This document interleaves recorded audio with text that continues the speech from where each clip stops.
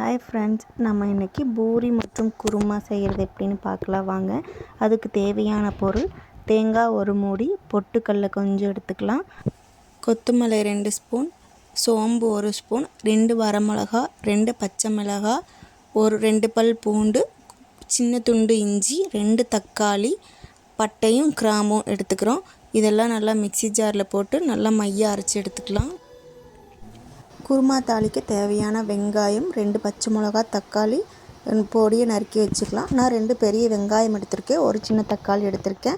உருளைக்கிழங்கு நம்மளுக்கு வேணும், அதை குக்கரில் போட்டு நான் 2 விசில் விட்டு எடுத்து வச்சுருக்கேன். இது கொஞ்சம் நேரம் ஆறட்டும், எடுத்து வச்சிடலாம்.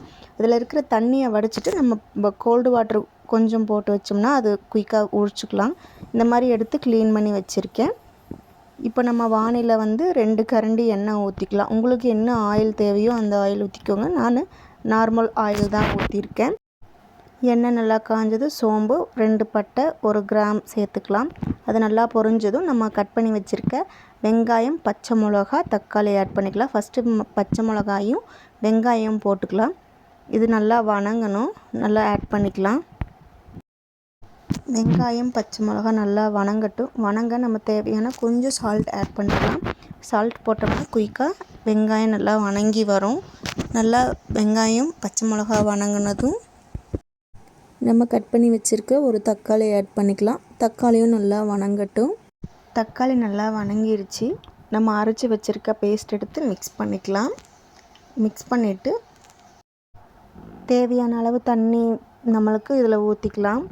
உங்களுக்கு எவ்வளோ தண்ணி தேவையோ அவ்வளோ ஊற்றி மிக்ஸ் பண்ணிக்கோங்க. தண்ணி நம்மளுக்கு ஊற்றுற அளவுக்கு நல்ல இதாக இருக்கும், இல்லைனா ரொம்ப கெட்டியாக தான் வரும்.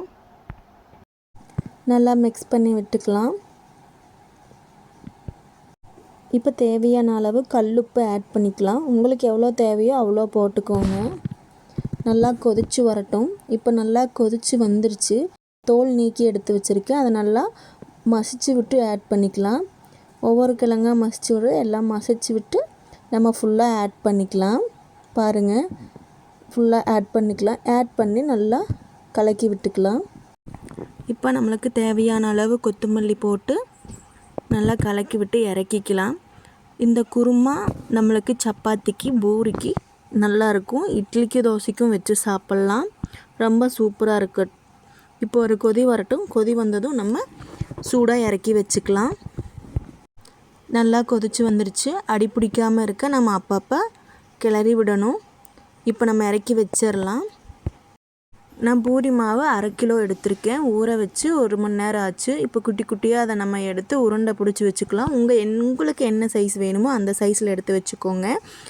இப்போ ஆயில் நல்லா காஞ்சிருச்சு. நம்ம பூரி மாவு தேய்ச்சி வச்சுருக்கோம். பூரி போட்டு எடுத்துக்கலாம். தேய்ச்சி எடுத்து வச்சதை உள்ளே போட்டு நல்லா கரண்டி வச்சு நல்லா அமுத்தி விடலாம். நல்லா வருது பாருங்கள், நல்லா பெருசாக வருது.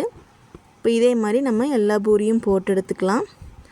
2 சைடும் நல்லா பொன்னிறமாக ஆகணும்.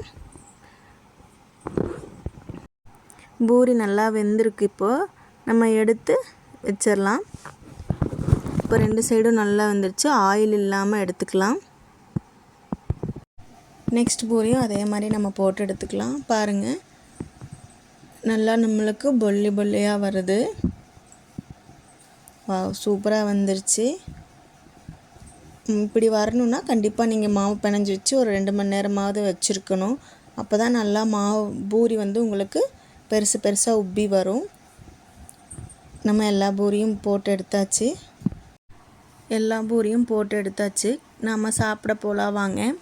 இப்போ சூடான பூரியும் உருளைக்கிழங்கு குருமாவும் ரெடியாக இருக்குது. கண்டிப்பாக என்னோடய வீடியோ பிடிச்சிருந்தா லைக் பண்ணுங்கள், சப்ஸ்கிரைப் பண்ணுங்கள், மறக்காமல் கமெண்ட் பண்ணுங்கள் ஃப்ரெண்ட்ஸ்.